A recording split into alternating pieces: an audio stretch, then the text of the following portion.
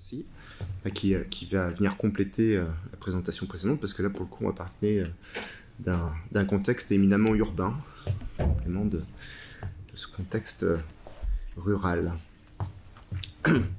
Donc l'idée, c'est effectivement, pour cette présentation, c'est abordé de façon méthodologique, parce que c'est l'aspect méthode, là, quand même, que je retiens à la présentation précédente.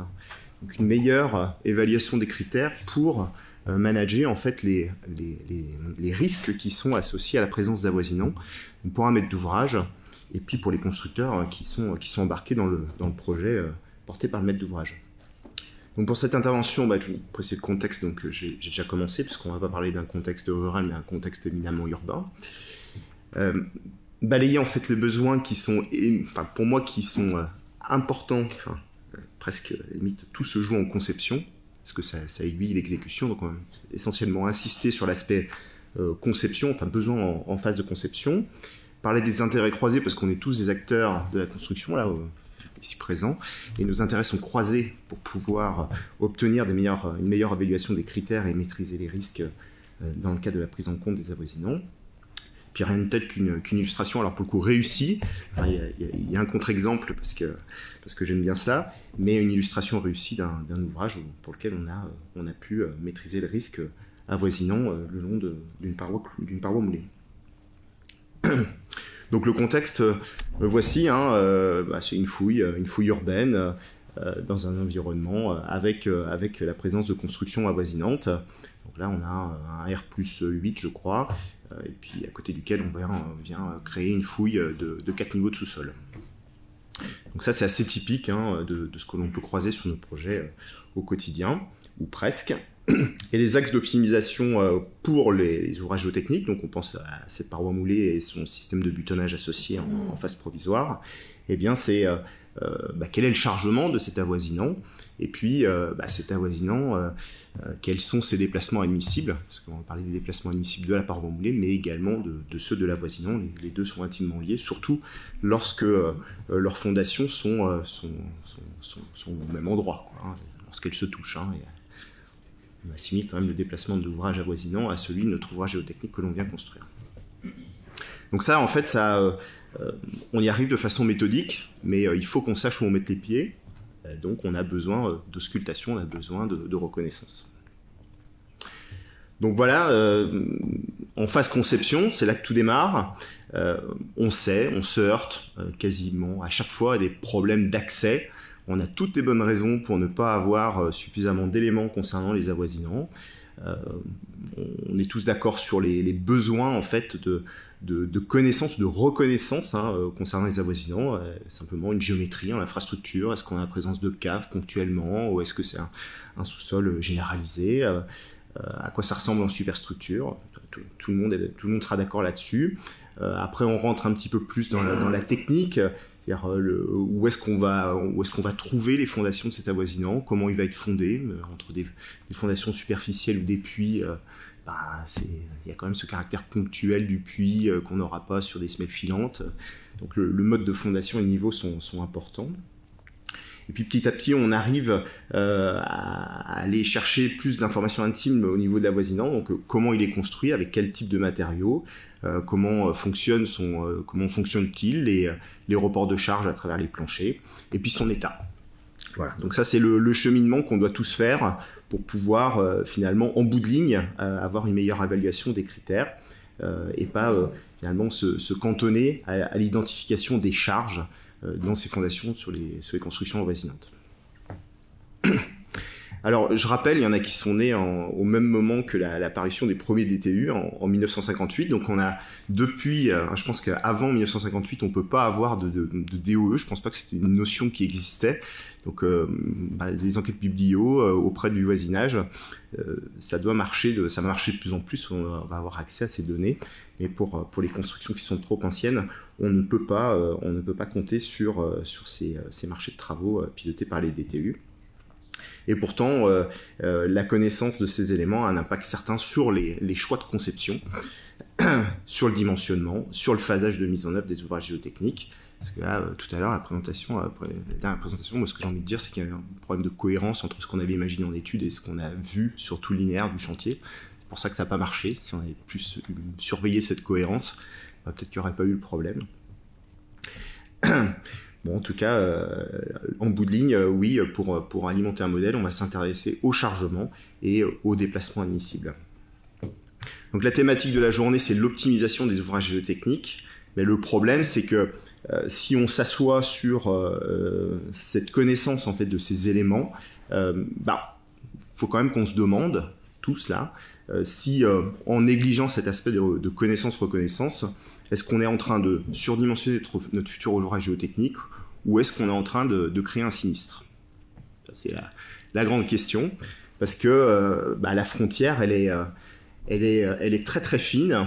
C'est un exemple récent, je pense qu'il y en a beaucoup dans la salle qui ont entendu parler de ce qui s'est passé le mois dernier à Lyon, où donc c'était bien le même contexte, un projet, création, fouille urbaine, dans le 3e arrondissement de Lyon, à la frontière de commune de Villeurbanne, et on a eu un effondrement l'effondrement de ce pignon, on va dire de façon instantanée. Moi j'étais pas présent, mais je comprends assez bien ce qui s'est passé, même s'il y a bien sûr une expertise qui est en cours. Et on voit tout de suite que, après effondrement, c'est beaucoup plus facile, mais on a quand même une structure qui n'est absolument pas en béton armé, soubassement en pierre, une élévation en pisé, des planchers bois, donc c'est typiquement des constructions de la région lyonnaise du XXe siècle. Et au moment de ce sinistre, eh bien, l'entreprise démarrait les travaux de reprise en sous-œuvre. Donc attention, on veut toujours être optimiste en parlant d'optimisation des ouvrages géotechniques, mais la frontière avec le sinistre, elle est parfois très mince. Donc il faut qu'on mette en place une méthode, il faut se mettre d'accord là-dessus, et c'est pour ça que moi je m'évertue d'intervenir cet après-midi, c'est pour pouvoir rappeler cet aspect méthode qui démarre en phase conception. Donc dans la perspective d'optimiser l'ouvrage géotechnique, il faut se donner les moyens de caractériser la vulnérabilité des constructions avoisinantes. Donc ça veut dire, pour les ingénieurs, de définir, de quantifier jusqu'où on peut aller en termes de déplacement vertical, jusqu'où on peut aller en termes de déplacement horizontal, ce qui permet de tendre vers une notion de rotation. On est bien d'accord. On sait également que ces questions sont délicates, qu'elles sont engageantes, mais ça correspond à des critères de dimensionnement qui arrivent en aval, après la phase de conception. Donc sur l'aspect méthode, eh bien, on va ausculter, donc on va observer l'état général de la construction avoisinante à travers un relevé, un suivi des désordres, pour voir comment ces constructions avoisinantes fonctionnent, dans quels états elles en sont, donc avec des tasseaux de plate, des fissuromètres, des lunettes micrométriques. Je veux dire, aujourd'hui, on a une panoplie d'outils pour pouvoir faire ces surveillances, il suffit d'avoir la volonté de le faire, quoi. Après, pour les structures en béton armé, on peut parler des signes de carbonatation, que l'on voit avec des armatures apparentes. Voilà. D'identifier donc le mode de fonctionnement de l'avoisinant, donc c'est important de savoir où sont les éléments porteurs, le sens de portée des planchers. Et puis, si on veut aller vraiment plus loin, faire des prélèvements, carottage de cette structure, ou alors en méthode non destructive avec des vitesses de propagation des ondes de béton, si jamais on a un ouvrage en béton, ou d'autres exemples d'essais non invasifs, des essais au scanner mural. Puis il y a le scléromètre aussi qui marche, qui donne aussi des éléments intéressants, qui permet de rejoindre un petit peu l'approche des géologues géotechniciens. Et pour moi, c'est uniquement à ce stade, quand on a ces éléments de connaissance, reconnaissance de l'avoisinant, que l'on peut aborder sereinement en fait, la problématique de l'optimisation de l'ouvrage géotechnique. Et peut-être profiter de remettre en place un peu de vocabulaire de l'Eurocode, une notion qui est importante pour moi, qui s'appelle la catégorie géotechnique, parce que cette catégorie géotechnique, qui finalement nous permet de savoir où on a mis les pieds à partir des éléments de reconnaissance que l'on s'est doté, et ça permet d'écuyer la phase G3, donc étude, exécution et préparation du suivi du comportement. Je n'ai pas pu m'empêcher de faire quelques petits extraits de la partie 1 de l'Eurocode 7 que je trouve très bien faite à ce sujet-là. La plupart du temps sur nos opérations, à part pour la voie communale dans le Cantal où on sera en catégorie géotechnique 1, typiquement, mais on a beaucoup d'opérations en catégorie géotechnique 2, et pour moi l'enjeu c'est de savoir quand est-ce qu'on est en catégorie géotechnique 3. Donc que l'on a, qu'on peut identifier voilà, dans l'Eurocode 7, les ouvrages impliquant des risques anormaux ou des conditions de terrain ou de chargement inusuels ou exceptionnellement difficiles. Voilà, moi, si j'ai un bâtiment qui est mal fondé, si j'ai un avoisinant qui est mal fondé, et bien sur ce linéaire-là, qui est concerné par l'avoisinant, me retrouver en catégorie géotechnique 3, je trouve en termes de démarche intellectuelle en phase conception, et bien c'est la bonne démarche. Ça permet de faire une bonne analyse de risque. Parce qu'une fois qu'on en est là, eh bien, on a quand même beaucoup d'éléments pour pouvoir dérouler. Donc là, c'est un extrait de la 94-282 pour les écrans de soutènement. Alors, je ne l'ai pas choisi par hasard, c'est parce que l'illustration concerne les parois moulées. Mais on a exactement le même tableau pour la norme sur les parois clouées ou pour la norme sur les murs de soutènement. C'est toujours la même chose. Et on a bien une discrimination, en fait, hein, selon la catégorie géotechnique. Il y a des outils dont on dispose. Alors là, si on fait un petit focus sur l'instrumentation et le suivi des ouvrages, là, en catégorie géotechnique 2, il est quand même écrit dans une norme de dimensionnement, qui est une norme d'application nationale de l'Eurocode 7, que le dossier doit inclure un plan de surveillance et de suivi des travaux. Donc c'est une norme de dimensionnement qui parle en fait, de la suite, pour s'assurer que nos modèles prédictifs, qui ont servi de base au dimensionnement, on retombe bien, on ne s'écarte pas trop, et ça nous permet d'éviter le sinistre. Et donc, on a bien une évaluation du comportement de l'ouvrage basée au moins sur la mesure de mouvement, quelques points choisis. On ne va pas les choisir par hasard, bien sûr. Et donc, c'est une bonne transition en fait, pour arriver aux besoins en phase d'exécution. Parce que quand on sait où on met les pieds, c'est quand même beaucoup plus facile de vérifier en phase d'exécution, en phase d'étude d'exécution, qui démarre par les notes de dimensionnement définitive et les phasages des travaux, on vérifie que les objectifs, les critères qu'on s'est fixés sont bien atteints. Donc, que ce soit en termes de résistance aux efforts ou en termes de déplacement, rotation associée pour l'ouvrage géotechnique et puis pour son avoisinant. Et derrière, en phase chantier, il n'y a plus qu'à s'assurer qu'on ne s'écarte pas du modèle.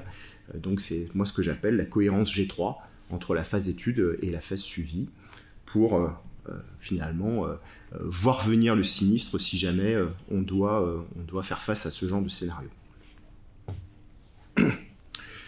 Donc après cet aspect méthode, il me semblait intéressant de parler de nos intérêts croisés, puisqu'on n'a pas tous le même rôle sur l'acte de construire, mais on est tous impliqués.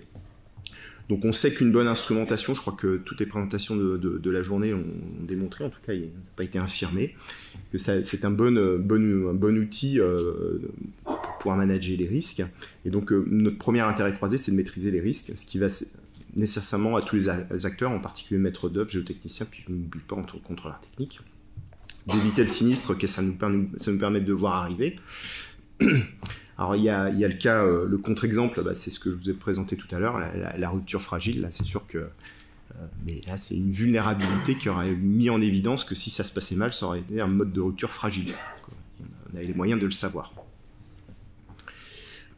Donc éviter le sinistre, on observe une dérive du comportement de l'ouvrage géotechnique, donc de quoi convaincre de l'intérêt de mener des calculs phasés, de veiller à la cohérence G3 en particulier quand on a une mission de suivi, de supervision des géotechniques.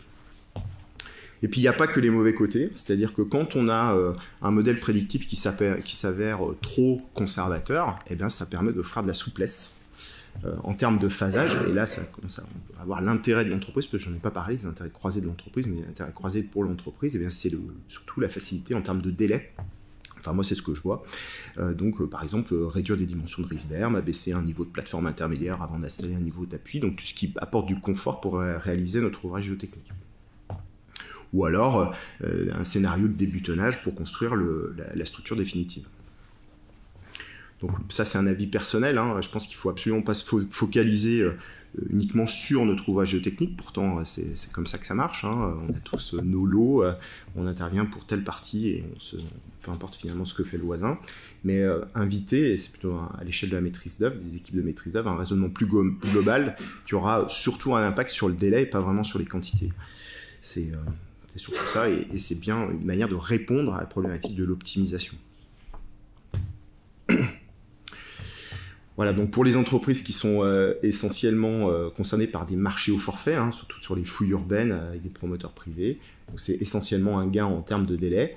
Pour atteindre en fait des optimisations en termes de fourniture, il faut avoir finalement les moyens de revoir à la baisse la vulnérabilité d'un avoisinant, qui permet d'autoriser en fait des déplacements plus importants, parce qu'on a montré que l'avoisinant était moins vulnérable. Donc là, il y a une optimisation en termes de fourniture à ce moment-là.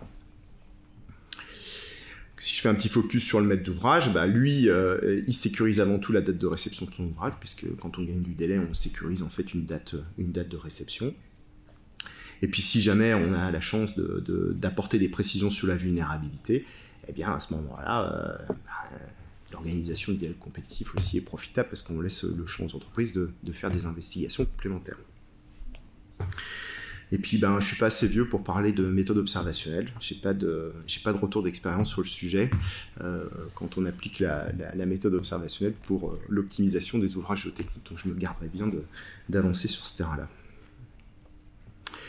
Donc, au niveau de l'illustration, c'est une autre photo du chantier. Donc, on était appelé à suivre les travaux de construction d'un R+10 avec 4 niveaux de sous-sol. Alors, le R+10, on s'en moque, c'est surtout les 4 niveaux de sous-sol sur une surface qui n'est pas très grande, c'est l'équivalent d'un gymnase, 1000 m², et au voisinage donc, de ce R+8 qui est a priori fondé superficiellement sur des semelles filantes et isolées. Filantes le long de la paroi moulée et isolées au milieu. Au niveau des données, on avait un critère qui avait été fixé, on ne sait pas trop comment, mais au niveau des déplacements horizontaux admissibles, au niveau de la paroi moulée qui était fixé à 10 mm. Alors, moi, quand on m'a posé la question, je dis que je ne voyais pas d'inconvénient pour les raisons suivantes. C'était que apparemment cet avoisinant il était quand même en bon état, pas de problème de fissure sur les façades, et puis on comprenait bien que c'était un ouvrage en béton armé qui avait une certaine ductilité. Donc avec un fonctionnement mécanique qui était assez sécurisant. Bon, les seuls bémols, c'est que cet ouvrage il a été construit bien après 1958 et on a eu toutes les difficultés du monde. En fait, on n'y est pas arrivé à avoir accès aux éléments du DOE de la construction de cet ouvrage. Donc au niveau du suivi, ce qui a été prévu, alors c'est pas des choses très compliquées, ça rejoint la présentation précédente. Voilà, c'est 4 cibles topo. Et puis le gros intérêt stratégique, c'est quand même de les mettre à deux niveaux différents pour pouvoir identifier des phénomènes de basculement.